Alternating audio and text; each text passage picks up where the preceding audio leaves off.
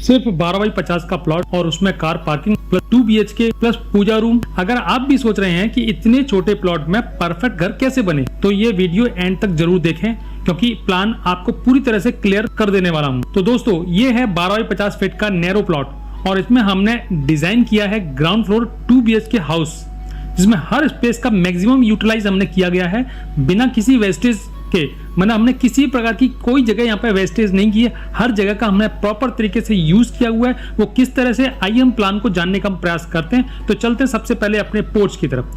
देखिए यहाँ पर हमने एक पोर्च बना के दिखाया है, जिसका साइज जो है 11.25 फुट हमने इसकी चौड़ाई दे रखी है और 13 फुट 9 इंच हमने इसमें इसकी लंबाई दे रखी है। इसमें आप मनचाही तरीके की हैचबैक मॉडल की गाड़ी आप रख सकते हैं, 2 टू व्हीलर रख सकते हैं, इसमें किसी प्रकार की आपको प्रॉब्लम होने वाली नहीं है। 2 हमने पैनल के हमने डोर आपको लगा के दिखाए, एक स्टेयरकेस दे रखी है जो कि हमें फर्स्ट फ्लोर की तरफ ले जाती है। स्टेयरकेस की चौड़ाई की अगर हम बात करें तो यहाँ पे हमने 2.5 से 3 फुट की चौड़ी हमने स्टेयरकेस दे रखी है। राइजर हमने इसमें 7 इंची का दे रखा है और ट्रेड हमने इसमें 10 इंची का दे रखा है। आपको चढ़ने में उतरने में किसी प्रकार की कोई प्रॉब्लम नहीं होगी, पोर्च में आपको कार रखने में प्रॉब्लम नहीं होगी और दो आप टू व्हीलर आराम से रख सकते हैं। अगर आपके पास कार नहीं है तो 4 से 6 जो है टू व्हीलर आराम से पार्क कर सकते हैं, किसी प्रकार की कोई प्रॉब्लम आपको यहाँ पे होने वाली नहीं है। और यहाँ अपनी कार आराम से पार्क कर ही सकते हैं। एंट्रेंस भी क्लीन है और प्रीमियम लुक देने वाला है। चाहे तो साइड में आप जो है स्मॉल प्लांट लगा सकते हैं, जिससे आपको जो है देखने में जो है अट्रैक्टिव लगेगा और देखने में जो है बहुत सुंदर लगने वाला है।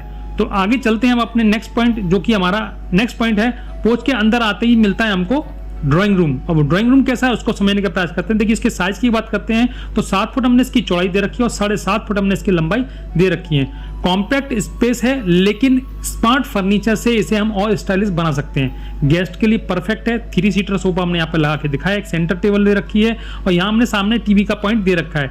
एंट्री की बात करें तो 3.25 फीट का हमने डोर आपको यहाँ पे लगा के दिखाया है। एक विंडो दे रखी है जो कि 2 फीट चौड़ी विंडो है, जिससे हम रोड पे आने जाने वालों पर नजर रख सकते हैं। हमें किसी प्रकार की प्रॉब्लम होने वाली नहीं है। उसके बाद जो गेस्ट के लिए जो परफेक्ट सिटिंग जो हमने यहाँ पे दे रखी है वो एकदम परफेक्ट है। और अगर टिप्स की अगर मैं यहाँ पे बात करूं तो लाइट कलर का आप यूज करें, जिससे आपको ये जो है ये छोटा सा एरिया भी आपको बहुत बड़ा स्पेस लगेगा, इससे आपको कोई प्रॉब्लम आपको होने वाली नहीं है। अब आते हैं अपने मास्टर प्लान की तरफ। वो मास्टर प्लान कैसा उसको भी समझने का हम प्रयास करते हैं। देखिए ये है हमारा मास्टर प्लान। इसके साइज की अगर हम बात करें तो 11.25 फुट हमने इसकी चौड़ाई दे रखी है और 9 फुट हमने इसकी लंबाई दे रखी है। ये आपका मेन आराम करने वाला स्पेस है। इसमें डबल बेड लगा रखा है, साइड में फर्नीचर दे रखा है और सामने हमने टीवी का पॉइंट दे रखा है। एक विंडो दे रखी है जो कि हमारी 2.5 फीट चौड़ी विंडो है और यहाँ पर हमने एक दरवाजा दे रखा है जो कि हमारा 3.25 फीट चौड़ा दरवाजा है, जिससे हम रूम की तरफ एंटर करते हैं। ठीक है, इसके वेंटिलेशन और नेचुरल लाइट के लिए हमने विंडो का स्पेस आपको पहले से ही दिया रखा है। ये जो है ओपन टू स्काई एरिया में ओपन होती है, इससे हमें नेचुरल लाइट और नेचुरल एयर हमें प्रॉपर तरीके से मिलती हैं।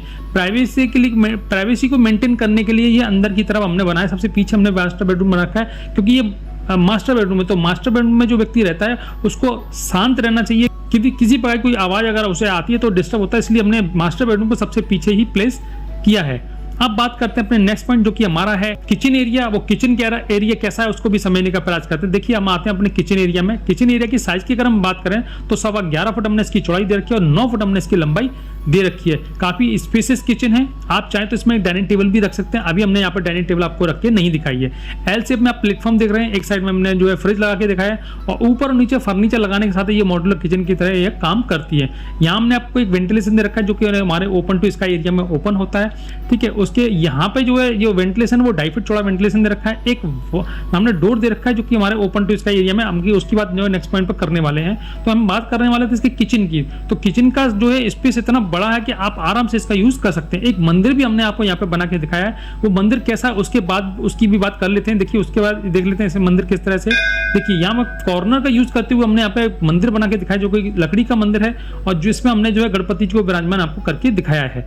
वास्तु के अनुसार नॉर्थ ईस्ट डायरेक्शन में रखना चाहिए, शुभ माना जाता है। और डेली पूजा करने के लिए परफेक्ट पीसफुल एरिया जो हमने कॉर्नर में लगा के रखा है, उससे हमको जो है बहुत शांति मिलने वाली है। आपको पूजा करने में किसी प्रकार की कोई डिस्टर्बेंस आपको नहीं होगा।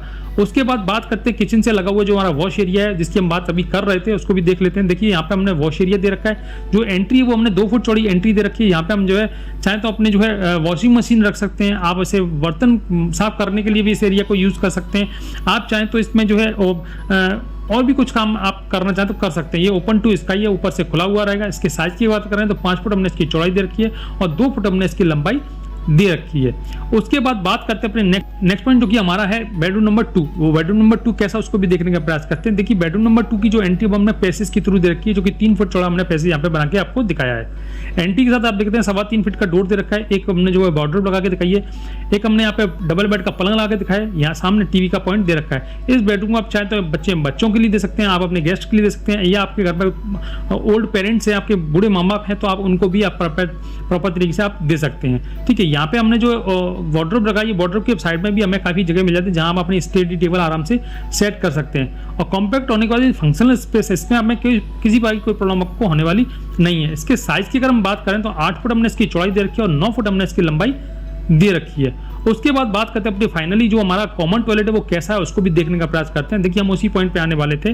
तो इसकी जो एंट्री हमने पोर्ट से ही दे रखी है। तो पहले अपन एंट्री को देख लेते हैं। एंट्री हमने किस तरह से दी रखी है। हम यहाँ से हम जो है एक स्टेप अप करते हुए हम जो है अपने टॉयलेट की तरफ एंटर करते हैं। तो जो डोर हमने दे रखा है वो 2.5 फुट चौड़ा डोर हमने यहाँ पे आपको लगा के दिखाया है। देखिए जैसे आप एंटर करते हैं तो हमने जो ड्राई एरिया है वो हमने आगे रखा है और वेट एरिया हमने पीछे रखा है। वेट मतलब गीला जो एरिया है वो पीछे रखा है, क्योंकि जो है फिसलन से बचने के लिए हमने वेट एरिया को सबसे पीछे रखा है। और हमने पार्टीशन भी दे रखा है, जो ग्लास पार्टीशन है, जो ड्राई और वेट को जो है प्रॉपरली सेपरेट करता है। तो यहाँ पे जो हमने जो पार्टीशन दे रखा है वो हमने यहाँ पे ग्लास का पार्टीशन दे रखा है। और यहाँ इसके साइज की अगर हम बात करें तो 4 फुट हमने इसकी चौड़ाई दे रखी है और 7.5 फुट हमने इसकी लंबाई दे रखी है। मात्र 12x50 की प्लानिंग में इतनी सारी चीजें हमने बड़ी बड़ी चीजें दे रखी है, जिससे आपको आश्चर्य होगा कि इस तरह ही छोटे से प्लॉट में इतनी अच्छी प्लानिंग हमने करी कैसे होगी।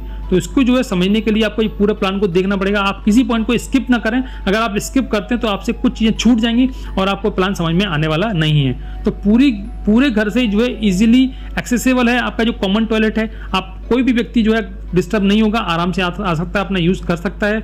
इसमें जो हम टिप्स की बात करने वाले थे, इसमें एंटी स्किड टाइल का यूज करें, जिससे आप फिसलन से बच सकें, किसी प्रकार की आपको जो है मिस हैपनिंग आपके साथ ना हो पाए। ठीक है, अब पूरे घर की एक बार बात कर ले तो पूरे घर की जो बात है आप देख पा रहे हैं यहाँ पे इस तरह से हमने पूरे घर को डिजाइन करके दिखाया है। पूरे घर का जो डिजाइन है वो बड़ी खासियत है इसमें कि जीरो स्पेस का जो है हमने वेस्टेज किया है। यहाँ पे कोई भी स्पेस हमने ऐसा नहीं कि जो हमने वेस्टेज किया हो। हर रूम को प्रैक्टिकल है और डेली लाइफ के लिए आसान बनाता है। तो हम यहाँ बात करने वाले थे अपने पोर्च एरिया की। तो पोर्च एरिया में हमने कार रखी दिखाई है, 2 टू व्हीलर भी हमने आपको रखे दिखाई है, एक स्टेयर केस दे रखी जो कि हमें फर्स्ट फ्लोर की तरफ ले जाती है। एंट्री करते से ही हमें जो है ड्राइंग रूम मिलता है और एंट्री करते हैं तो अपने बेडरूम नंबर 1 मिलता है। फिर हमारा किचन एरिया मिलता है, जहाँ हमारा जो है पूजा एरिया भी हमने दे रखा है। डाइनिंग टेबल भी आप लगाना चाहें तो लगा सकते हैं। तो यहाँ पे हमने जो है पीछे सबसे पीछे हमने मास्टर बेडरूम दे रखा है। साइज की हम बात पहले कर चुके हैं। और यहाँ हम आते हैं अपने कॉमन टॉयलेट की तरफ। तो यहाँ हमने कॉमन टॉयलेट भी दे रखा है।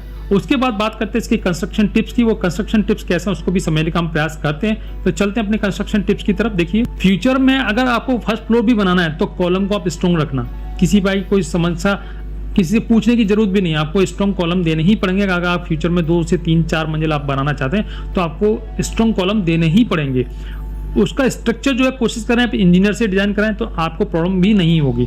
और वेंटिलेशन के लिए विंडो का जो है विंडो से कंप्रोमाइज ना करें। हर जगह पे विंडो आपको देना जरूरी है, जिससे आपको प्रॉपर रोशनी प्रॉपर वेंटिलेशन आपको यहाँ पे मिल जाएगा। और लाइट कलर का यूज करें। जो आपका घर है वो आप इसमें लाइट कलर का यूज करें, क्योंकि आपका जो घर है वो छोटा है, नैरो है, पतला प्लॉट है। तो 12 छोटा साइज होता है और लंबाई उसकी हमने 50 फुट दे रखी है। तो उसके हिसाब से जो है आप इसमें लाइट कलर का यूज करें हर कमरे में, जिससे कि आपको ये रूम जो है आपके बड़े बड़े दिखाई देंगे। ठीक है, और स्टोरेज की प्लानिंग जो है पहले से ही करके रखें। जो स्टोरेज होता है, हमें स्टोरेज कहाँ करना है, हमारा जो है सामान कहाँ रखा जाएगा, किस तरह से रखा जाए, तो उसकी प्लानिंग आप पहले कर लें कि कहाँ बेड रखेंगे, कहाँ वार्डरोब रखेंगे, कहाँ किचन बनाएंगे। ये सारी प्लानिंग आप पहले कर लें, जिससे आपको प्रॉब्लम नहीं हो। ठीक है, वाटर प्रूफिंग का विशेष ध्यान रखें, क्योंकि हमें वाटर प्रूफिंग की बहुत बड़ी समस्या आती है। एक तो छोटा सा घर है और उसमें अगर वाटर प्रूफिंग अगर प्रॉपर नहीं कराए तो हमारी दीवारों में जो हमने वॉलपेपर लगाया, कलर लगाया, आपकी फ्लोरिंग लगाई है, सब बेकार होने वाली है। तो कोशिश करें कि वाटर प्रूफिंग के 2 कोट कम से कम एक आपके किचन में और आपके जो है टॉयलेट पोर्शन में जरूर कराएं, जिससे आपको आगे फ्यूचर में प्रॉब्लम आपको नहीं आएगी। कॉस्ट की अगर हम बात करें तो हमने सबसे लो कॉस्ट की अगर हम बात करें तो 7 से 8 लाख रुपए में पूरा मकान बनकर तैयार हो जाता है। अगर हम मीडियम रेंज की बात करें तो 9 से 10 लाख रुपए में आपका ये मकान पूरा बनकर तैयार हो जाता है। और अगर हम हाई क्वालिटी की बात करें तो हाई क्वालिटी में 12 से 15 लाख रुपए आपकी आराम से इसमें लग जाते हैं। और बाकी जो आपका अमाउंट है, अगर आपको फिर भी वेरिएशन आता है दिखता है तो आपकी लोकेशन और आपके मटेरियल पर डिपेंड करता है। इसमें हमने जो कॉस्ट दे रखी है वो हमने सारी चीज़ों को समझ के आपको यहाँ पे कॉस्ट आपको देने के बाद आपको दिखाई है। तो आपके एरिया में भी मटेरियल की कॉस्ट अलग अलग हो सकती है, तो उससे भी आपकी कॉस्ट में अंतर आ सकता है। छोटा प्लॉट लेकिन बड़ा सपना, और ये प्लान उसे सच बनाता है। आपको कौन सा पार्ट सबसे ज्यादा पसंद आया कमेंट्स में मुझे जरूर बताएं। तो मिलते हैं अपने अगले वीडियो में। नमस्कार।